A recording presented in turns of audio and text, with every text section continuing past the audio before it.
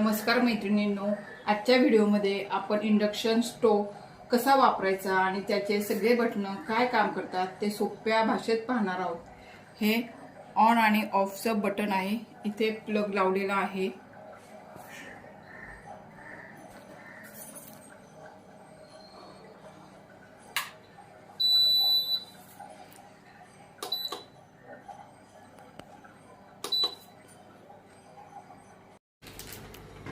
हे manual button आहेत। या बटनावर 3 मोड आहेत। पहिल्यांदा हे प्रेस केल्यावर नॉर्मल टेम्परेचर येतं, दुसऱ्यांदा प्रेस केल्यावर भाज्या फ्राय करता येतात, तिसऱ्यांदा प्रेस केल्यावर जास्त टेम्परेचर येतं। त्या शेजारील बटन आपल्याला टेम्परेचरचं मिनिट वाढवण्यासाठीचं आहे आणि ह्या बटना शेजारील स्क्रीनवर टेम्परेचर कमी जास्त आपल्याला दिसते। त्या शेजारील बटन हे टेम्परेचर कमी करण्यासाठी आहे। हे आहे ऑटो टेम्परेचर बटन। या बटनावरील पण 3 मोड आहेत। पहिल्यांदा प्रेस केल्यावर सूपसाठी लागणारे टेम्परेचर येते, दुसऱ्यांदा प्रेस केल्यावर भात शिजवण्यासाठी लागणारे टेम्परेचर येते, तिसऱ्यांदा प्रेस केल्यावर चहा करण्यासाठी लागणारे टेम्परेचर येते आणि पुढे आहे हे आहे टाइमर बटन। टाइमर वापरून तुम्ही वेळ सेट करू शकता, त्यानंतर आपोआप इंडक्शन स्टोव बंद होतो। हे मी सपाट बुडाचं भांडं घेतलेलं आहे। आता आपण हे पाणी गरम करूया। मी इंडक्शनचा प्लग चालू करत आहे।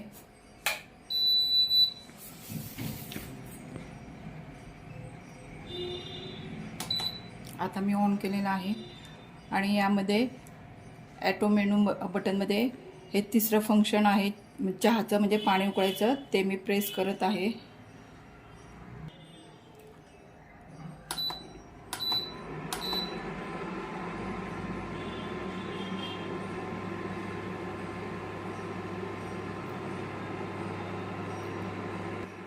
आता आपलं पाणी गरम झालं।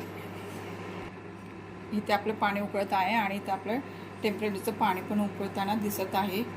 आणि इथे बघा, प्रेस केल्यावर मी फक्त पाणी उकळताना दाबलेलं म्हणून 3दा मी बटन दाबलेलं आहे। पाणी चांगलं उकळलेलं आहे। पहिल्यांदा आपण हे बटन बंद करूया। इंडक्शन स्टोव वापरण्यासंदर्भातील सेफ्टी टिप्स मी तुम्हाला सांगत आहे। 1. फक्त इंडक्शनचीच भांडी यावर वापरायची। रिकामं इंडक्शन चालू ठेवायचं नाही।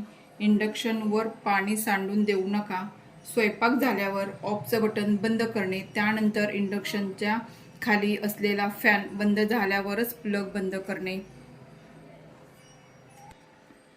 तर मैत्रिणींनो, अशा प्रकारे तुम्ही इंडक्शन स्टोव सहज वापरू शकता। व्हिडिओ आवडला असेल तर लाईक करा आणि अशाच माहितीपूर्ण व्हिडिओसाठी चॅनलला सबस्क्राईब करा। धन्यवाद।